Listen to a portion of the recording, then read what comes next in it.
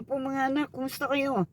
So, ang isi-share ko ngayon sa inyo ay yung libro ko na isa, OFW sa iba't ibang sulok ng daigdig.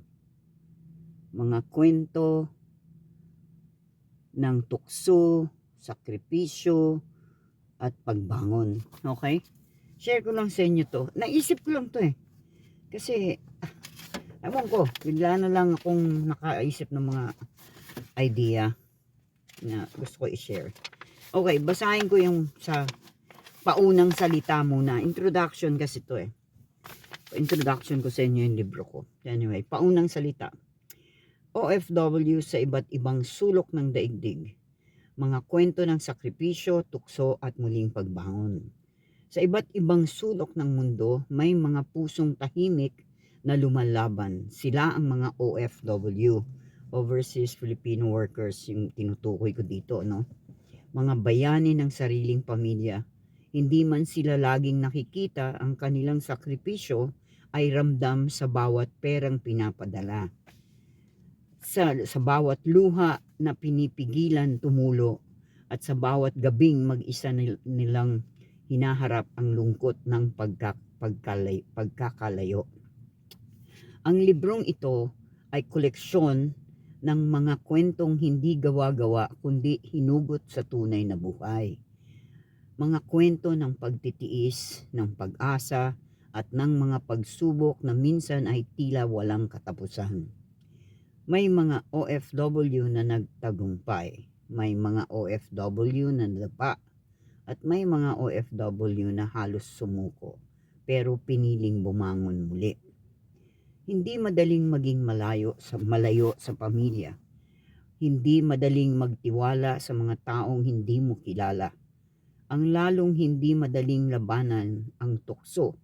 Tukso ng pera, tukso ng pag-ibig, at tukso ng kalungkutan. Ngunit sa kabila ng lahat, nananatili ang isang katotohanan. Ang puso ng isang OFW ay hindi basta sumusuko. Ang bawat pahina ng librong ito, makikita mo ang tunay na mukha ng sakripisyo. Hindi perpekto, hindi palaging masaya, ngunit totoo. At sa bawat kwento, may aral na nagpapaalala sa atin na ang bawat paghihirap ay may kapalit na pag-asa.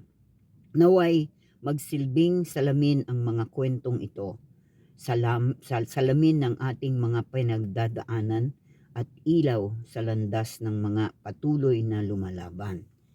Ganon, mahirap talaga pagka OFW ka, o yun nga, domestic helper, o kahit ano, mawala ka sa pamilya mo, sa bansa mo, mapunta ka sa ibang bansa, marami kang taong makikilala kahit kapwa Pilipino mo. Number one, magtitiis ka dahil may walay ka sa mga anak mo, lalo na kung may mga anak ka. Ako, grabe, sobra. Talagang hindi madali para sa akin, pero kailangan kong lumaban kasi yung future nila ang iniisip ko eh. Kahit hindi malaki yung kinikita ko, ang ibig ko sabihin, nagsisikap ako. Kasi sa Pilipinas, hindi na ako magtrabaho, kumbaga. Mahirap humanap ng trabaho para sa akin sa Pilipinas. Kaya, ginusto ng Diyos na makarating ako dito sa Amerika. Dahil siguro, maayos ako magtrabaho as caregiver. So anyway, maraming istorya yon. Ibig sabihin, may rason kung ba't ako dinala ng Diyos dito. Hindi ko nga akalain makakagawa din ako ng libro, di ba? Yun ang isang mga blessing ng Panginoon sa akin bilang OFW. At nagpapasalamat talaga ako dahil ginagabayan niya ako na kahit paano mga anak ko, stricta ako, sasabihin ko lang sa inyo. Nagpapasalamat ako sa Diyos kasi hindi napabayaan ng mga anak ko. Puwera pa sa aking pagka-stricta, sa aking mga paalala sa kanila, na gumagastos ako talaga na tumatawag ako sa telepono araw-araw, talagang umaabot ako ng 1,000 dolyar isang buwan para lang sa pakikipag-usap ko sa mga anak ko. Honestly, hindi ko akalain na ganun. Naku, may lamok na nakapasok sa aking kotse. Oh my goodness. Sandali ah. Anyway, wala na. Nagtago na. So, iba talaga yung feeling na maiwan mo yung mga anak mo. Lalo na mga anak ko puro babae. Though yung tatay nila buhay pa nung time na yon.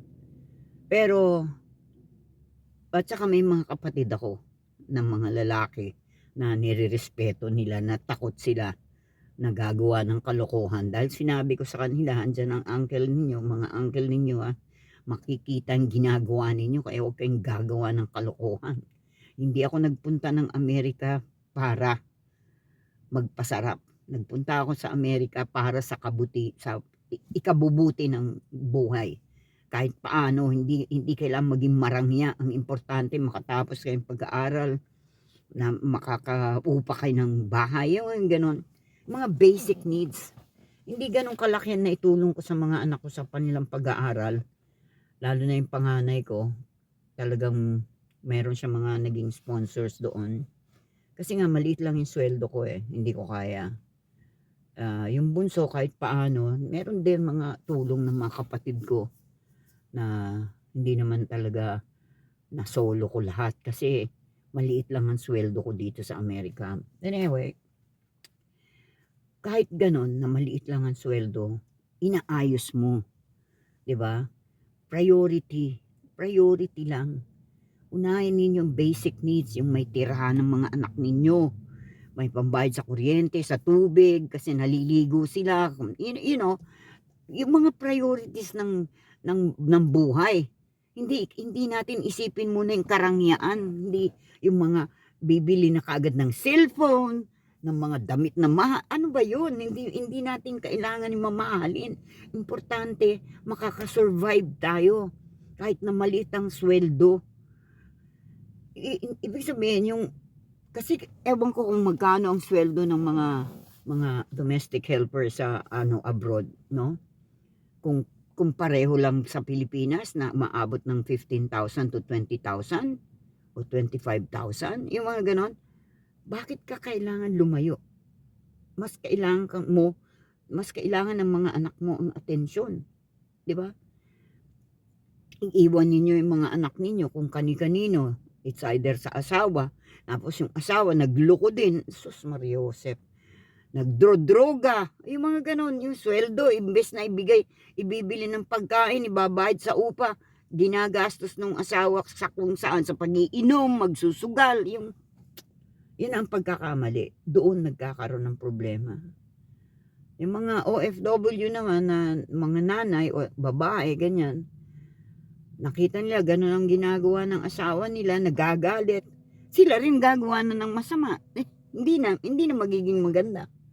So anyway, tama na muna yung kwento ko. Ibibigay ko lang muna sa inyo yung yung tungkol sa librong ito. OFW sa iba't ibang sulot ng daigdig. Ito pa isa sa likod naman ito, sa likod. Sa bawat pag-alis ng isang ina o ama papunta sa ibayong dagat, may pusong naiiwan, pamilyang pilit tinatanggap ang sakit kapalit ng pag-asa. Ang aklat na ito ay koleksyon ng mga totoong karanasan ng mga Pilipino na nagibang bansa alang-alang sa kinabukasan ng kanilang pamilya. Mga kwentong puno ng luha at tapang, mga gabing tahimik na umiiyak, mga pusong sinusubok ng tukso, at mga panahong sila'y nakakaranas ng pang-abuso at hindi inaasahang pagsubok. Ngunit sa kabila ng dilim may liwanag. Sa bawat pagsubok may lakas na bumangon. Sa bawat sugat may paghilom. At sa bawat pangungulila may Diyos na hindi kailanman nagpapabaya. Ang aklat na ito ay hindi lamang salamin ng realidad ng pagiging OFW. Ito ay patunay ng katatagan, pananampalataya at walang hanggang pag-asa ng Pilipino saan mang sulok ng mundo. Isang pagbibigay-pugay sa lahat ng mga bayaning tahimik na lumalaban para sa kanilang pamilya. Okay, so anyway, na-share ko lang yung, kumbaga ito yung introduction ng libro ko. Yan ang aking sinishare muna, mga paunang salita. Tapos ang aking unang kwento Maiksi lang tong librong to, 16 pages lang to. I mean 16 chapters lang. So ang chapter 1, ang presyo ng sakripisyo. Hindi muna sa susunod na. Ang presyo ng sakripisyo yung susunod. Chapter 1 yun. So anyway, maraming salamat sa inyo. Sana meron ako na-share na konting, kahit paano, mga paalala lang, kailangan magpaalala lang tayo sa isa't isa. Sa lahat tayo may mga dinaanan tayong hindi maganda, pero tandaan ninyo, kasama natin ang Diyos. Kaya lang pinapabayaan niya tayo mamili kung anong choice mo. Sige, gawin mo kung anong gusto mong gawin, pero nandyan ang Diyos, hindi ka pababayaan na lumala ka. Kaya nga nakatindig ka pa ngayon Katulad ko. Ako, sasabihin ko, marami akong dinaanan. Sa mga sitwasyon na yon, hindi ako pinabayaan ng Diyos. Nandun siya. Pinanunood niya ako kung anong gagawin ko. Pero kung meron akong maling gagawin, meron siyang ginagawang paraan para hindi ako mapunta sa ganon. Yan, naiintindihan niyo sinasabi ko. Kasi kung nagtitiwala ka sa Diyos, hindi ka niya pababayaan. Normal, backslider tayo. Hindi tayo perfecto. Nagkakasala pa rin tayo. Pero bumalik ka sa Diyos. Dahil hindi tayo pinababayaan talaga ng Diyos. Magpasalamat tayo.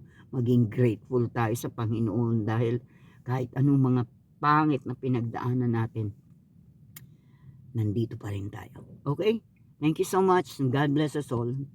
See you next time. Bye. Nandyan si Lola, nagbibigay ng babala. Ikaw ay makinig, huwag na